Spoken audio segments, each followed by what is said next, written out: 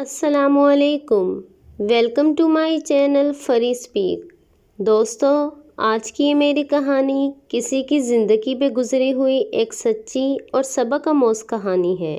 کہانی سننے سے پہلے میری گزارش ہے کہ آپ میرے چینل کو سبسکرائب کر دیجئے اور ساتھ میں دیے گئے بیل آئیکن کو پریس کر کے آل نوٹیفیکیشن بٹن کو سلیکٹ کر دیں۔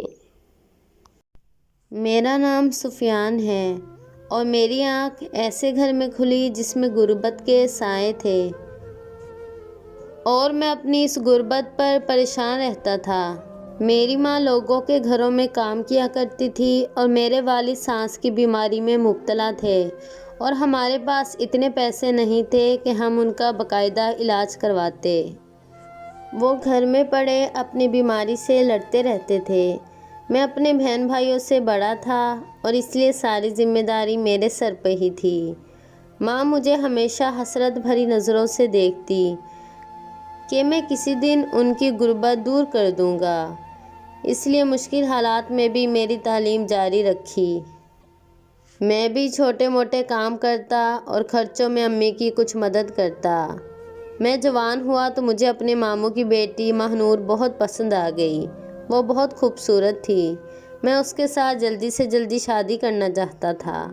ان کے حالات بھی ہمارے ہی جیسے تھے۔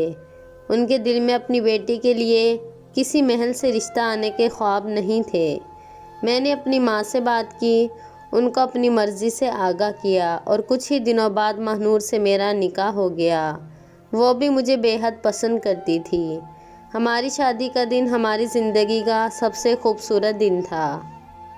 وقت یوں گزرتا گیا، پر شادی کے 2 سال بعد بھی ہمارے گھر میں اولاد کی خوشی نہ آئی۔ ہم دونوں ہی پریشان رہتے تھے۔ اس دوران میرے ابا بھی پوتوں کا منہ دیکھے بغیر ہی اس دنیا سے رخصت ہو گئے۔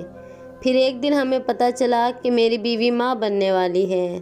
ہم دونوں بہت خوش تھے، مگر جیسے جیسے ڈیلیوری کے دن نزدیک آ رہے تھے، ماہنور کی طبیعت کچھ خراب رہنے لگی۔ میں اسے ڈاکٹر کے پاس لے گیا۔ ڈاکٹر نے ہمیں کچھ ایسی خبر سنائی کہ ہمارے قدموں سے زمین نکل کر رہ گئی۔ انہوں نے کہا کہ میری ہونے والی اولاد کا خون ماہنور سے میچ نہیں ہو رہا، اور اس کا حل ایک مہنگا انجیکشن ہے جو صرف ایک بار لگے گا اور یہ معاملہ حل ہو جائے گا۔ پر وہ انجیکشن بہت مہنگا تھا اور ہمارے گھر میں اتنی غربت تھی کہ 2 وقت کی روٹی مشکل سے ہی ہوتی تھی۔ میری اس انجیکشن کو خریدنے کی اوقات نہیں تھی۔ پھر بھی میں نے پوری کوشش کی۔ میں در بدر بھٹکتا رہا، سب سے بھیک مانگی کہ کوئی تو میری مدد کر دے، مگر کسی نے میری مدد نہ کی۔ ہم نے حالات کو ان کے حال پر چھوڑ دیا۔ جب میری اولاد اس دنیا میں آئی تو وہ مردہ تھی۔ اس دن میں بہت رویا۔ مجھے اپنی غربت سے نفرت ہو گئی تھی۔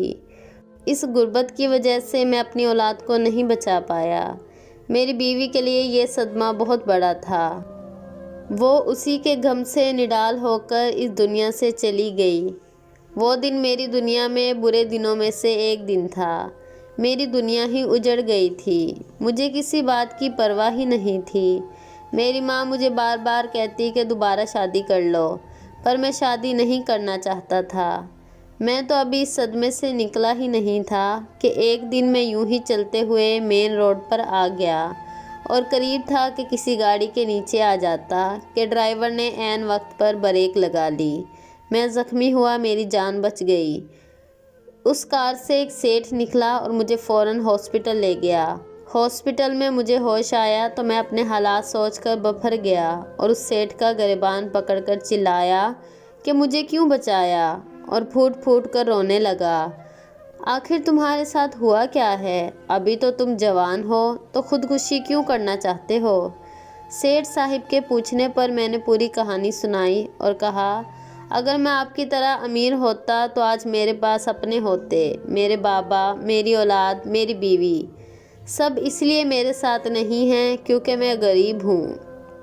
سیٹھ صاحب نے کہا، اگر امیر ہونے سے تمہارے سب مسئلے حل ہو جائیں گے تو آؤ میرے ساتھ، میں تمہیں بتاتا ہوں کہ امیر کیسے ہوا جاتا ہے، لیکن کام تم وہی کرو گے جو ہم کہیں گے۔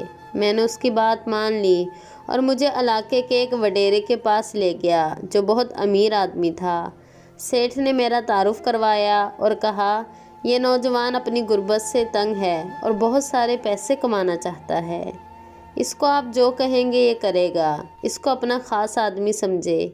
वडेरा बहुत खुश हो गया और कहा, आज से तुम मेरे ख़ास आदमी हो और तुम्हारा काम ये है कि जो भी खूबसूरत और जवान लड़की होगी उसको तुम मेरे पास लेकर आओगे और उस काम के लिए मैं तुम्हें मुंह मांगे पैसे दूंगा।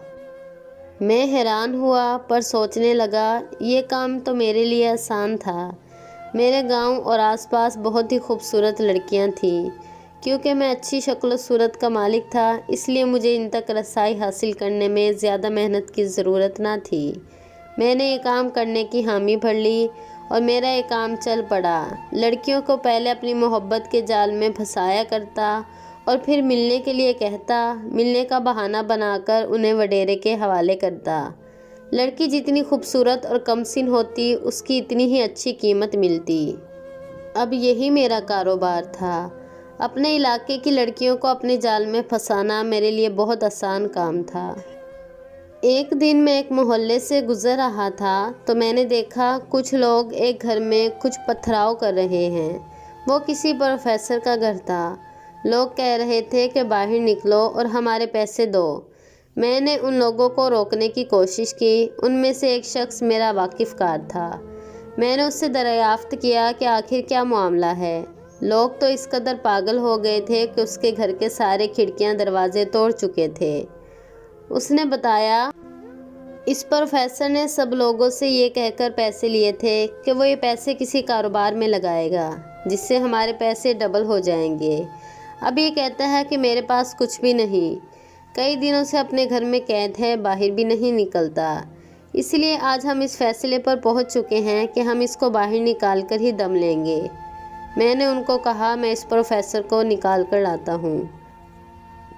और देखा कि घर के हाल में वो लड़की ज़मीन पर बैठी अपने कानों पर हाथ रखकर रो रही थी और बुरी तरह डरी हुई थी। मुझे देखकर मज़ीद डर गई। मैंने कहा, मैं तुम्हें कोई नुकसान नहीं पहुँचाऊँगा, सिर्फ़ अपने बाप को बुला दो। उसका कहना था उसके बाबा कमरे में हैं और नशे की हालत में हैं। मैंने उन्हें बुलाया पर वो नहीं आए। आप किसी तरह ये पत्थराव तो रुकवा दें। मैंने कहा, मैं मदद करने ही आया हूँ, मुझे अपने बाप का कमरा दिखाओ। उसने ऐसा ही किया। मैं उस प्रोफेसर को बाहर लाया। वो नशे में था। उसने मामला रफा दफा किया और वो सब लोग घरों में चले गए। मैं भी वापस आ गया पर वो हसीन लड़की मेरे ख्यालों से नहीं जा रही थी। मैं अपने दिल के हाथों मजबूर होकर एक दिन उसके घर की तरफ चला गया और बहाने से अंदर गया। उस लड़की ने दरवाज़ा खोला। मैं अंदर गया तो उसने कहा, प्रोफेसर साहिब घर पर नहीं हैं। मैं तो उसे देखने ही आया था। मैं वापस जाने लगा कि अचानक उसने मेरा बाजू ऐसे पकड़ा जैसे वो बहुत डरी हुई हो। वो कहने लगी, खुदा के लिए मेरी मदद करो, मैं यहाँ महफूज नहीं हूँ। ये शख्स मेरा सुतेला बाप है। ये हर रोज़ इस घर में एक नई लड़की लेकर आता है। कभी उसके पीछे यहाँ अजीबोगरीब लोग आते हैं और कभी पुलिस। और उस दिन जो हुआ आपके सामने ही था। यहाँ मेरी इज़्ज़त और जान दोनों को ही ख़तरा है। मेरी मदद करें, मुझे यहाँ से ले जाएं। मैं आपका ये एहसान कभी नहीं भूलूंगी। वो रोते हुए मेरी मिन्नतें करने लगी। मैं तो इस लड़की को हासिल करने की प्लानिंग कर रहा था और ये तो खुद ही मेरे जाल में फंस गई। मेरा काम तो आसान हो गया था। मैंने जल्दी जल्दी अपने दिमाग में एक प्लानिंग की और इस लड़की को वहाँ से भगा कर ले आया। अब मेरा मकसद इस लड़की को वडेरे साईं तक पहुँचाना था। मैंने अब तक उसके सामने जितनी भी लड़कियाँ पेश की थी, नगीना उनमें सबसे प्यारी थी। उसकी कीमत भी बाकी तमाम लड़कियों से ज़्यादा मिलने वाली थी, पर वो इतनी खूबसूरत थी कि मेरा ईमान भी डगमगा गया। मैंने उसको इसके इलाके से निकालना था। रास्ते में हम पकड़े भी जा सकते थे। इसलिए मैंने नगीना से निकाह कर लिया और उसके साथ 1 महीने तक रहा। दिल तो मेरा अब भी नहीं मान रहा था, पर मैं उसको वडेरे साईं के पास लेकर गया। मुझे उसकी मुँह मांगी कीमत मिल जाएगी। वो मुझसे पूछ रही थी कि मैं उसको किसके पास लेकर जा रहा हूँ। मैंने बहाना कर दिया कि हम किसी रिश्तेदार के घर जा रहे हैं। वडेरा उसको देखकर लट्टू हो गया।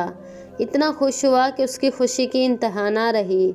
کہنے لگا، مانگو آج منہ مانگی قیمت، مانگو تم نے آج مجھے بہت خوش کر دیا ہے۔ میں نے بھی منہ بھر کر قیمت مانگی جو اس نے ادا کر دی۔ میں ڈرائنگ روم میں آیا جہاں نگینہ بیٹھی ہوئی تھی۔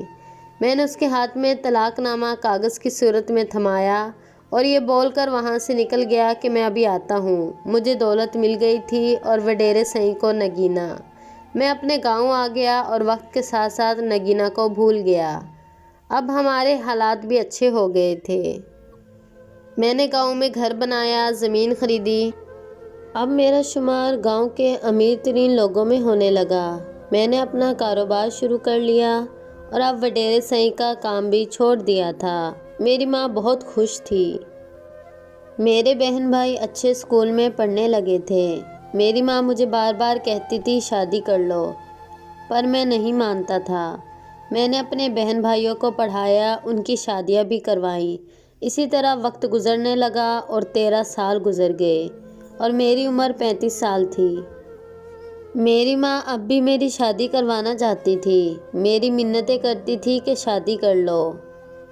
ماں نے ہمارے گاؤں میں ایک لڑکی دیکھی تھی جو بہت خوبصورت تھی۔ میری ماں اس لڑکی کی ماں سے ملی، وہ بہت بیمار رہتی تھی۔ اس نے کہا کسی سے میری بیٹی کی شادی کروا دو، اور میری ماں نے آخری بار میری منت کی، اپنی جان کے واسطے دیے۔ ماں کے آنسو مجھ سے دیکھے نہ گئے۔ اب میں بھی زندگی سے تنگ آ گیا تھا، ساری ذمہ داریاں بھی نبھا چکا تھا۔ میں نے شادی کرنے کے لیے ہاں کر دی۔ میری ماں نے اس لڑکی سے میری شادی کروا دی اور زندگی کے 13 سال اکیلے رہنے کے بعد میں پھر سے شادی کے بندھن میں بندھ گیا۔ دلہا بنا اس کمرے کی طرف بڑھا۔ میں بہت خوش تھا، اپنی آنے والی زندگی کے بارے میں سوچ رہا تھا اور شاید بہت عرصے بعد میں اپنے بارے میں بھی۔ میں آگے بڑھا تو وہ گھونگھٹ اوڑھے سامنے ہی بیٹھی تھی۔ میں نے اپنی ماں سے سنا تھا کہ وہ بہت ہی خوبصورت ہے۔ اس کی خوبصورتی کی اتنی تعریفیں سنی تھی کہ میں اس کو دیکھنے سے پہلے ہی اس کا دیوانہ ہو گیا تھا۔ میں اس کے روبرو بیٹھ گیا اور دھیرے سے جب اس کا گھونگھٹ اٹھایا، پر یہ کیا، میری خوبصورت بیوی رو رہی تھی۔ میں بھی پریشان ہو گیا اور اس سے پوچھا کہ وہ کیوں رو رہی ہے۔ جب اس نے اپنے رونے کی وجہ بتائی تو میرے باپ کا نام سفیان ہے، جس کو ایک دن میری ماں نے یہ خط کہہ کر دیا تھا کہ میری جان کو خطرہ ہے، اس لیے مجھے لے کر چلی جائے۔ مجھے میری ماں کی بہت یاد آتی ہے۔ میری اصل ماں کو میں کبھی دیکھ ہی نہیں پائی۔ وہ نہایت ہی معصومیت سے بولی تھی، جبکہ میرے قدموں سے زمین نکل گئی تھی۔ یہ اسی نگینہ کی بیٹی تھی جس کو میں نے وڈیرے سئی کے حوالے کیا تھا اور اس کاغذ میں میرا ہی نام لکھا تھا۔ اس کا مطلب میں نے اپنی ہی بیٹی سے نکاح کر لیا تھا۔